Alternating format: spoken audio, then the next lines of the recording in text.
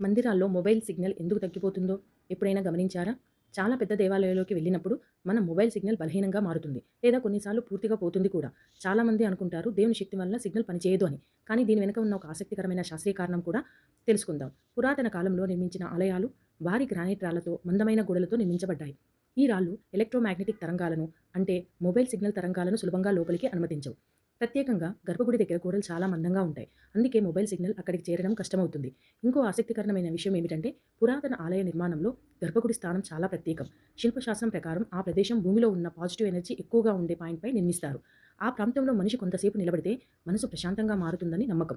అందుకే గర్భగుడిలో కొద్దిసేపు నిలబడితే మనకు ఒక ప్రత్యేకమైన ప్రశాంతత అనిపిస్తుంది. ఇంకా ఒక ఆసక్తికరమైన విషయం ఏంటంటే, పురాతన కాలంలో ఆలయం అనేది ధ్యానం చేసే ప్రదేశం. అక్కడ మన దృష్టి బయటి ప్రపంచం మీద కాకుండా మన లోపలి ఆలోచనల మీద ఉండాలి. అందుకే కొన్నిసార్లు మొబైల్ సిగ్నల్ తగ్గిపోవడం కూడా మనకొక సందేశమే. "కొద్దిసేపు మొబైల్‌ని మర్చిపో. నీ మనసుని దేవుడి దగ్గర ఉంచు" అని. అందుకే దేవాలయంలోకి వెళ్ళినప్పుడు మనం కొంతసేపు ఫోనును పక్కన పెట్టి మనసుతో ప్రార్థన చేస్తే ఆ అనుభూతి మరింత గాఢంగా ఉంటుంది.